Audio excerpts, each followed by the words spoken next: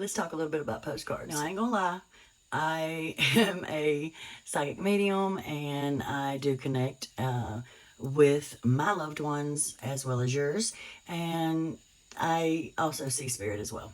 So it makes it a little bit easier. But there are times in grief, like this week's a pretty rough week for me. Now, if you don't know what a postcard is, as far as a mediumship reading goes, you know, some people will say they're piggybacking off each other. I look at it a little differently. I mean, think about it. They're on the other side, they're in another realm, and they're trying to connect with us as well. I believe it's a little easier, but a postcard is when, in my opinion, as most people know, they're very real, but nobody really likes them, right? But here's how you need to look at it.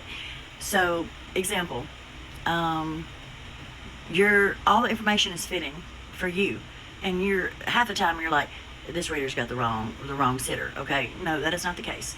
On average, it's your loved ones throwing in little messages to let you know they are still around.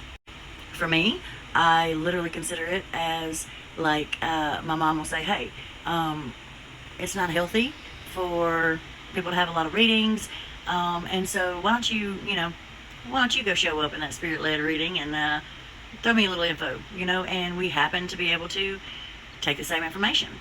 Now, as a professional psychic medium, I can say this, it does happen. I have ended up having duos because of this situation, because our loved ones sometimes are very determined to connect with us, and either way, everybody gets a message.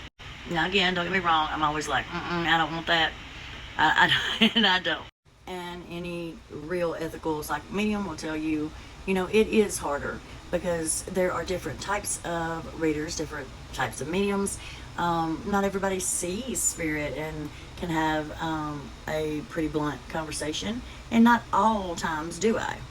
So everybody, can connect, and some people connect in different ways. But here's the story time. I even told her I'm going to have to use this. I'm going to have to use this one to explain. So that's exactly what happens. Our loved ones say, hey, here, I'm going to throw in a little information, and it happens to line up with the other person. Happens all the time. So whenever you're in a reading and you're like, oh, that's for me, and it ends up not being for you, just know that it is. But story time. Now, I don't follow a whole lot of big creators because, one, I want community, and when there's a big live and you got 200-300 people in there, a reader's doing a job and connecting with your loved one. They're not worried about the chat in the moment, or at least I'm not. Most aren't. And it's just, you never get seen sometimes, and a lot of us feel that way, So, but Miss Pam Sears, if you have been in the lives recently with Psychic Sam, if not, definitely go follow her. I've always heard and felt that she is a really sweet lady, but there's so many people in her lives, so I had so many people, and any rooms that have that many people in it, I just tend to stay out of. And if I do follow, I don't go in them. It's a lot of energy, you know what I mean? But today, and I followed her back a couple months ago, but today I went into her live and stayed, because after talking back and forth and everything with Psychic Sam and shouting out ethical real readers that aren't going to scam the crap out of you, I decided I was going to sit and wait and just see what happens. So I'm actually quite excited. I probably got the best postcard I have ever received or ever even seen. So I'm going outside, I'm grounding and getting ready for a private reading, and we all have our thing, right? So as soon as I go into her room and go to say hello, the first thing I hear is, who is Robbie or Ronnie? And remember, she's already reading someone is already in her box. But those are the first words I heard, and that's my son, my father-in-law, on the other side. My husband is Robbie, on the other side. And those two names summed up a lot. This is an example. So then she's seeing a boat, and I look up, and I'm literally outside grounding, okay? So I'm standing by our boat. Miss Pam says to the woman, and she says, we're thinking about buying one or something. It was something like that, but I'm literally standing beside our boat. Then there were other names that were 100%.